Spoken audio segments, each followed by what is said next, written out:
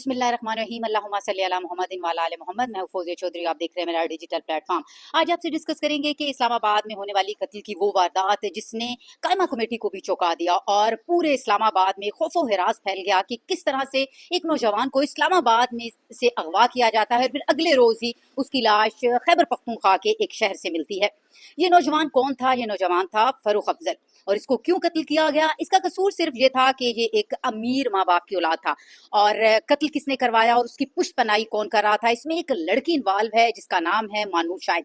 मानूर शाहिद की पुष्टपनाही कौन कौन लोग कर रहे थे और उसका फरूख अफजल से झगड़ा क्या था? ये तमाम तर मालूमात जानेंगे। हमारे साथ इस वक्त सीनियर क्राइम रिपोर्टर मौजूद हैं, मोहम्मद उस्मान। उस्मान, बताइएगा कि ये मानूर शाहिद जो है, इसकी पुष्टपनाही पे कौन लोग थे और आपस में तो ये तीनों दोस्त थे, इसने क्यों कत्ल करवाया अपने दोस्त का? बहुत शुक्रिया जी कि आज आप इस्लामाबाद के इस अंदोनाक और दिल खराश वाक़े पर जो है वो आप बात कर रहे हैं। चूँकि जो ये फ़रूख अफजल है, फ़रूख अफजल को 4 मई को उसके घर के बाहर से जो वो अगवा किया जाता है। अगवा के बाद केपी के इलाके में ले जाकर वहाँ पर जो है वो इसको कत्ल कर दिया जाता है। उसके बाद 5 मई को लाश जो है वो वर्षा के हवाले की जाती है। तशद्दुद ज़दा ये लाश थी और इसमें जो मानूर शाहिद है जो कि मुलज़मा है, उसका जो मकतूल फ़रूख अफजल है, इसका एक दोस्त है एहसन भुट्टा एडवोकेट, उसके साथ एक तनाज़ा चल रहा था। इसके ऊपर सिर्फ इल्ज़ाम ये था कि ये एहसन भुट्टा को जो है वो सपोर्ट कर रहा है और उसी जो है वो तनाज़े की वजह से ये खातून ने सारे मामले को इंतकामी कार्रवाइयों में तब्दील किया और इंतकामी कार्रवाई करते हुए उसने अपने एक साथी जो कि खैबर पख्तूनख्वा पुलिस का एक कांस्टेबल था सैफुल्ला की मदद हासिल की। उन्होंने 2 उजरती कातिल हायर किए जिनमें शराज और एहसन शामिल थे। उनको लोकेशन दी गई, उनको केपी के इलाके से इस्लामाबाद भिजवाया गया। इस्लामाबाद में वो मानूर शाहिद के पास रहे। मानूर शाहिद ने उनको मकतूल फ़रूख अफजल के घर की लोकेशन दी। उस लोकेशन पर वो पहुंचे, उन्होंने फ़रूख अफजल को वहाँ से अगवा किया। उस अगवा में पास ही खड़ी खातून ने शोर शराबा भी किया जिस पर फायरिंग हुई और बिलाखिर वो उसको गाड़ी में डाल के यहाँ से केपी के इलाके में ले गए। खैबर पख्तूनख्वा के इलाके में ले जाकर कत्ल किया गया। लाश जो वो वर्षा के हवाले की गई। पुलिस से फिर तहकीकात का आगाज़ किया। मुलजमा जितनी भोली भाली दिखाई दे रही है, इतनी ये भोली भाली नहीं है क्योंकि इसकी काबिल एतराज़ तस्वीर, इसकी वीडियोज़ मौजूद है। इसने फ़रूख अफजल, एहसन भुट्टा और उसके साथ काशिफ शाह, ये तीनों दोस्त हैं। इन तीनों पर उसने 3 अलग अलग मुकदमात जो है वो दर्ज करवाए हैं और ये मुकदमात दर्ज करवाने के लिए उन्होंने खैबर पख्तूनख्वा का जो उनका एक साथी था सैफुल्ला, उससे पहले उन्होंने इस्लामाबाद के अंदर एक SHO था थाना शालीमार का, उस SHO की खिदमात उन्होंने हासिल की हैं और ये मुकदमात के इंदराज में वो SHO जो है उसकी सहूलतकारी शामिल है। क्योंकि अमूमन आप देखते हैं कि आप किसी भी थाने में जाएं, आपका इतने जल्दी मुकदमा दर्ज नहीं होता। उन्होंने पहले 18 अगस्त को एक मुकदमा जो वो दर्ज करवाया, उसमें इन तीनों को नॉमिनेट किया गया। दूसरा मुकदमा 29 दिसंबर को दर्ज करवाया गया, इन तीनों को नॉमिनेट किया गया। उसके बाद साल 2026 में थाना कोसार का पहला मुकदमा भी इन्हीं तीनों लोगों के खिलाफ जो वो दर्ज किया गया।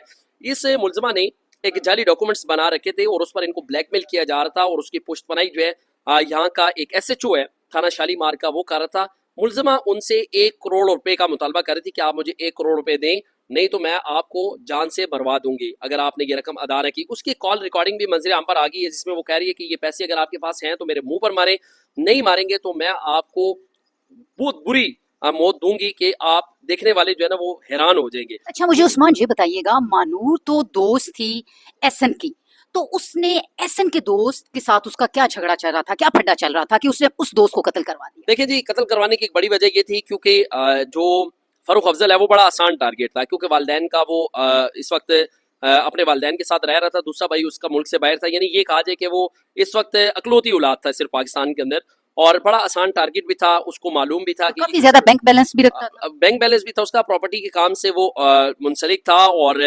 अच्छी शोहरत का हामिल वो लड़का था और वो बड़ा आसान टारगेट था। और उसको मानूर को ये शक था कि एहसन भुट्टा और काशिफ शाह को ये सपोर्ट कर रहा है। ये सिर्फ फ़रूख अफजल के कत्ल का मामला नहीं है क्योंकि पुलिस तहकीकात में ये चीज़ साबित हुई है कि इन्होंने फ़रूख अफजल को ठिकाने लगाने के बाद दूसरा टारगेट इनका एहसन भुट्टा था और एहसन भुट्टा के बाद इन्होंने काशिफ शाह, इन तीनों को ठिकाने लगाना था। लेकिन चूंकि जैसे ही इसकी लाश जो है वो घर पहुंची, पुलिस ने तहकीकात का आगाज़ किया तो मालूम हुआ उसकी कॉल रिकॉर्डिंग से कि ये सैफुल्ला नामी शख्स के साथ राब्ते में थी। सैफुल्ला वो शख्स है जो केपी पुलिस में कांस्टेबल है और वहाँ के एक DSP का बेटा है। ये बताया गया कि सैफुल्ला की जानिब से कि हमने इसको जान से नहीं मारना था, सिर्फ हमने इसको डराना धमकाना था, लेकिन वो तशद्दुद चूंकि हद से ज्यादा हो गया था तो इस वजह से उसकी डेथ हो गई। सैफुल्ला को पुलिस ने सवात से गिरफ्तार की है। मानूर शाहिद जो है उसको इस्लामाबाद से गिरफ्तार किया गया है और जो उजरती कातिल है वो अब तक गिरफ्तार नहीं हुए और इसके फ़रूख अफजल के कत्ल का जो मुकदमा है वो उसके वालिद की मुद्दत में दर्ज है। पुलिस ने पेशावर के अंदर, सवाबी के अंदर, सवात के अंदर, मर्दान के अंदर, इस्लामाबाद के अंदर जो वो छापे मारे। इन छापेमार कार्रवाइयों के दौरान इनकी गिरफ्तारियां जो अमल में लाई गई हैं। जिस गाड़ी में फारूक अफजल को अगवा किया गया है वो गाड़ी जो वो पुलिस ने बरामद कर ली है। लेकिन उसमें हम आपको एक और मैं आपको बात बताता चलूँ, आपके जो नाजरीन है उनको कि जो फारूक अफजल है उसके लास्ट मैसेजेस जो हैं वो मंजर आम पर आ गए हैं।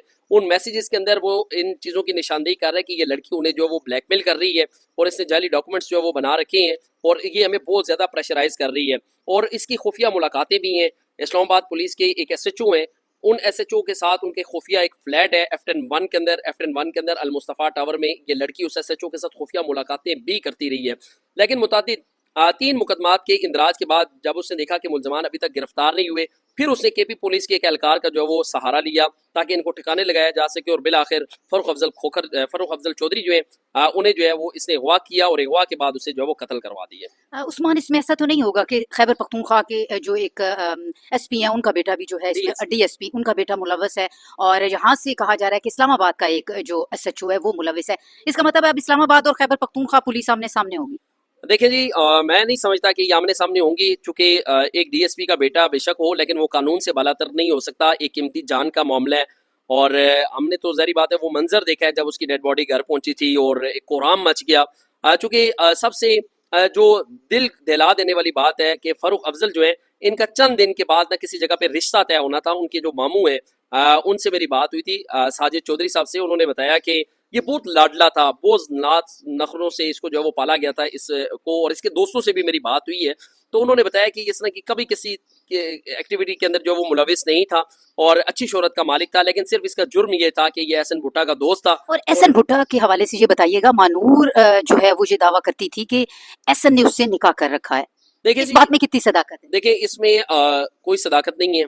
सदाकत ये है कि जो वो जाली डॉक्यूमेंट्स तैयार करके और उसने पहले इनके ऊपर चोरी के मुकदमा दर्ज करवाए, कोई गिरफ्तारियां नहीं हुई। फिर उसके बाद ये बताया गया कि टॉर्चर किया गया, जिनसी तौर पर हरासा किया गया, ज्यादती का निशाना बनाया गया, मुख्तलिफ हरबे उसने इस्तेमाल किए थे। उसने एक आखिरी हरबा जो था वो ये था कि मैं फेक डॉक्यूमेंट्स तैयार कर लूं और मैं ये क्लेम करूं कि मेरे साथ इन्होंने निकाह किया हुआ। उस पर एहसन भुट्टा जो है वो मुकम्मल तौर पर खामोश हो गए थे।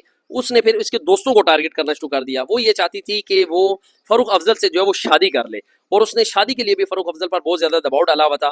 फारूक अफजल ने ये चीज़ें अपने दोस्तों से भी डिस्कस की हैं। बेसिकली मकसद ये था कि इन तीनों को किसी तरीके से जो वो ट्रैप किया जाता, ट्रैप करके इनसे एक हैवी अमाउंट जो है वो हथिया ली जाती, जिसमें वो नाकाम थी। अब ये सारी चीज़ों में नाकामी के बाद उसने इन चीज़ों को इंतकामी कार्रवाइयों में तब्दील करने का फैसला किया कि अब चूंकि ये मेरा मनसूबा तो कामयाब नहीं हुआ, चूंकि इनसे अब जो है इंतकामी कार्रवाइयाँ की जाएँ, तो इसलिए उसने KP पुलिस के एहलकार का जो वो सहारा लिया है। उसको पुलिस ने गिरफ्तार किया हुआ है, पुलिस की तहवील में है और अब बहुत सारी चीज़ें जो है वो अब सामने इस वजह से आना शुरू हो गई हैं क्योंकि इसमें इस्लामाबाद पुलिस के उस वक्त के थाना शालीमार के जो SHO हैं उनकी इन्वॉल्वमेंट है। उस पर आला पुलिस अफसरान जो उन्होंने नोटिस भी ले लिया है, उनके खिलाफ इंक्वायरी जो है वो शुरू कर दी गई है। और दूसरी जानिब जो सेनेट की कमेटी है उसमें भी मामला चला गया है, इंसानी हकूक़ की जो कमेटी है उसमें भी मामला चला गया है। उन्होंने भी इनसे रिपोर्ट जो है वो तलब कर ली है, लेकिन एक कीमती जान जो है वो चली गई है, कीमती जिंदगी का चिराग जो वो गुल हुआ है। मैं समझता हूँ कि दीगर जो इनके सहूलतकार हैं उन्हें भी गिरफ्तार होना चाहिए और उन्हें कैफरे किरदार तक पहुंचाना चाहिए। जी बिल्कुल, आपने देखा किस तरह मानूर जो शातिर लड़की थी उसने ये सारा जाल बिछाया और किस तरह से उसने इस मासूम नौजवान जो है उसकी जान ली। और उसके साथ साथ जिस तरह से आपने सुना कि कुछ रोज के बाद उसका रिश्ता भी तय होने वाला था। मानूर गिरफ्तार है, लेकिन वो उजरती कातिल दोनों जो है उनकी गिरफ्तारी के लिए इस्लामाबाद पुलिस जो है वो कोशिश करती नजर आ रही है। इस केस में मजीद आगे अपडेट क्या होंगी और उसके बाद से ये आगे क्या इंकशाफात करते ये जो मानूर है वो नजर आती है, वो भी आपसे डिस्कस करते चलेंगे। मुझे दीजिए इजाजत, अपना और अपने प्यारे पाकिस्तान का बहुत ज्यादा ख्याल रखिए। अल्लाह हाफिज।